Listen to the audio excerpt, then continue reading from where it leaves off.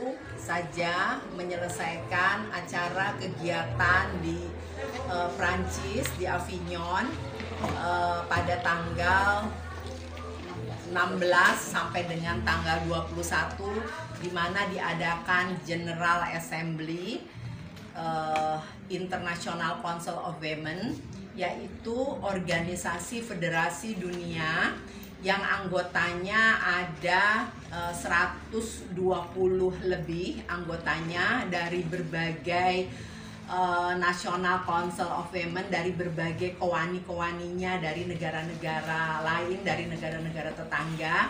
Nah, Indonesia diwakili oleh Kongres Wanita Indonesia, di mana Kowani adalah organisasi federasi nasional. Nah, masuk menjadi anggota dari International Council of Women. International Council of Women didirikan tahun 1888 dan Kowani menjadi anggotanya. Nah, di mana alhamdulillah Kowani mengusulkan saya sebagai ketua umum untuk menjadi board member, yaitu sebagai wakil dari presiden, jadi vice president.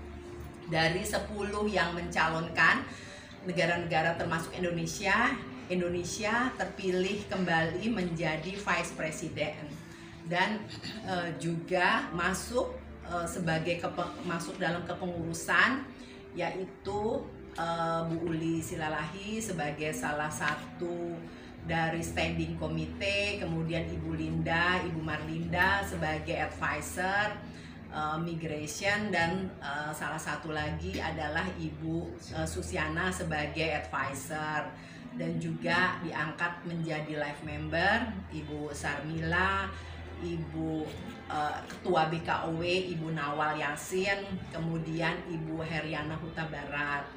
Nah, dengan ikut sertanya banyak anggota dari Kowani ikut sebagai masuk dalam kepengurusan dan life member, tentunya memperkuat posisi Indonesia di mata dunia, di mata organisasi-organisasi perempuan di dunia, begitu. Dan juga saya bertugas menjadi pendamping dari organisasi di Asia Pasifik, dan juga untuk pencarian dana para negara-negara yang membutuhkan. Visi dan misinya tentunya mengangkat hak-hak perempuan Indonesia dan internasional di mata dunia. Jadi hak-hak perempuan, harkat martabat bangsa perempuan-perempuan di seluruh dunia, begitu, dan juga terlindungi hak-hak anak di dunia. Nah, ada beberapa resolusi yang dihasilkan, yaitu pertama mencegah atau penolakan terhadap korupsi, dan jadi hasil dari resolusi yang dihasilkan dalam sidang General Assembly ICW. Kemudian mengenai aborsi ada beberapa negara yang menyetujui, tetapi sebagian besar negara termasuk Indonesia tidak menyetujui. Kemudian peningkatan harkat martabat perempuan di pedesaan, juga peningkatan hak-hak perempuan disabilitas, dan juga peningkatan ekonomi untuk perempuan-perempuan, baik itu yang di pedesaan dan perempuan-perempuan yang aksesnya terbatas. Nah, pada intinya adalah mereka menginginkan dari hasil resolusi adalah perdamaian, di mana perdamaian itu adalah yang utama.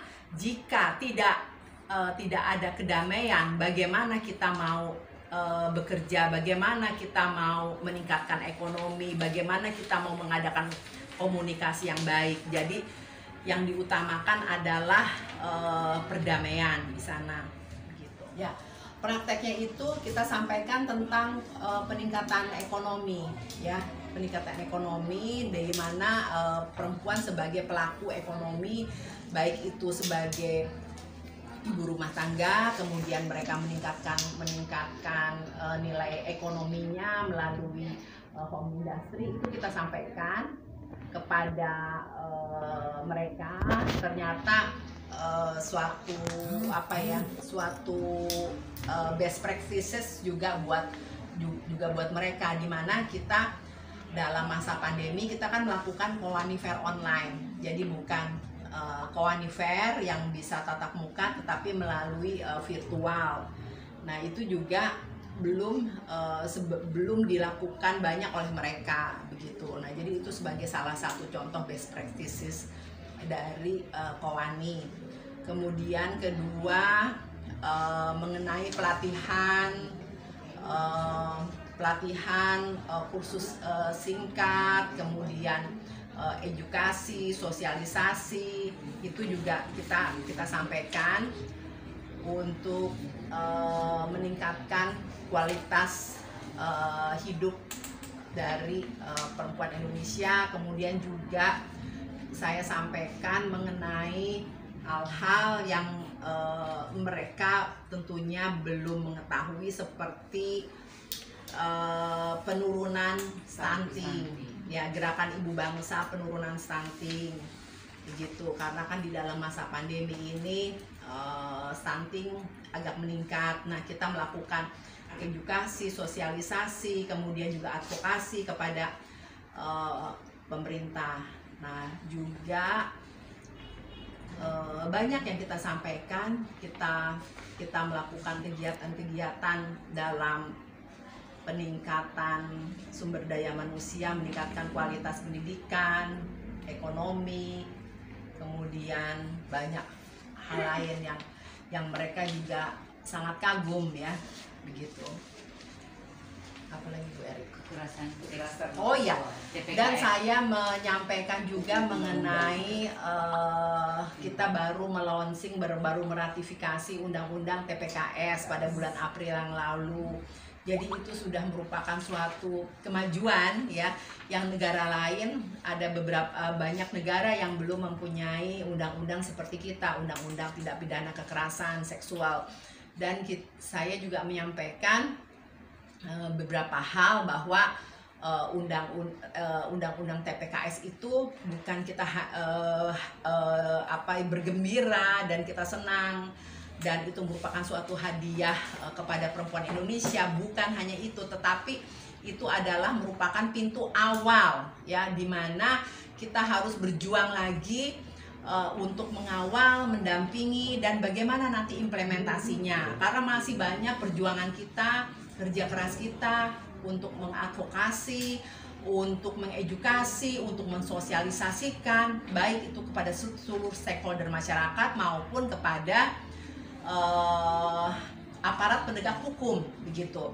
Karena seperti Undang-Undang Perlindungan Anak itu kan dari 2004. Nah, sampai saat ini kan belum semua masyarakat mengetahui sanksi-sanksi di dalam Undang-Undang Perlindungan Anak. Masih banyak saja pelecehan seksual terhadap anak, masih banyak kekerasan terhadap anak. Nah, ini kita bandingkan dengan Undang-Undang TPKS. Nah, jadi kita juga harus bekerja keras lagi karena ini baru awal dari perjuangan perempuan Indonesia. Gitu. Jadi jangan kita bangga terhadap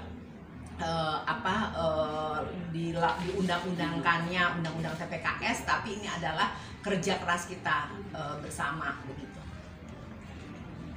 Grooming ada. Oh ya, masalah grooming ada di situ. Jadi tentunya itu awareness ya, perhatian kita terhadap pendampingan anak-anak yang menggunakan gadget, IT, media sosial. Bukan kita menganggap anak-anak aman, tenang, tidak nangis, tidak jerit-jerit, sementara ibunya bekerja, ya, sementara ibunya mengerjakan pekerjaan rumah tangga. Nah, anak dibiarkan memegang HP atau memegang iPad, kemudian ibunya tenang karena anak-anak ini kan tidak rewel gitu. Nah, itu justru sangat bahaya, dan kita juga harus selalu mengawasi, mendampingi, dan mengawal begitu.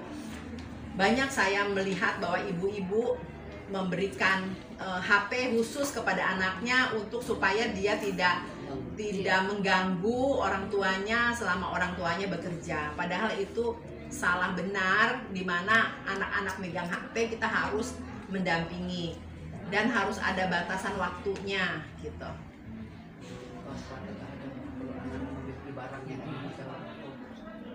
Jadi masalah grooming itu yang sangat kita harus harus waspadai. Sementara ibunya lupa, kadang-kadang teledor. Nah, anak-anak sudah ikut dengan pengaruh pelaku yang akhirnya anak-anak menjadi korban.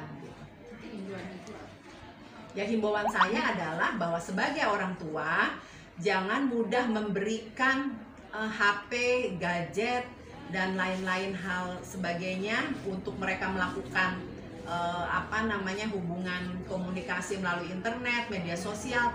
Jangan mudah memberikan kalau tidak didampingi, kalau tidak dikawal, kalau tidak diawasi begitu.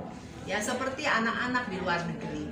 Itu mereka tidak memegang HP, ada batasan waktunya begitu. Lagi pula kalau di boarding school mereka tidak diberikan HP begitu saja. Jadi hanya ada batasan waktu. Itu juga dipantau bersama-sama. Anak-anak memegang laptop atau komputer itu dipantau, ada gurunya di situ gitu. Saya melihat sekarang kok sebagai sebagai fenomena yang kita harus waspadai, ya, harus mewaspadai bahwa harus setiap saat memantau, dan bukan kita sebagai orang tua rasa ketakutan yang mendalam, ya, tetapi kita harus mencegah daripada nanti anak itu menjadi korban gitu.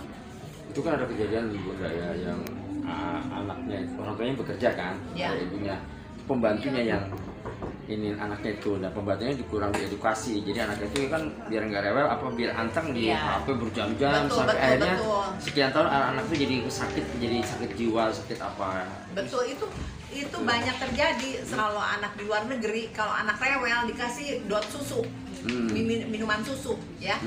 Tetapi kalau di sini dikasih HP, coba kita lihat, mungkin Indri dan yang lain, coba aja langsung kasih HP kan.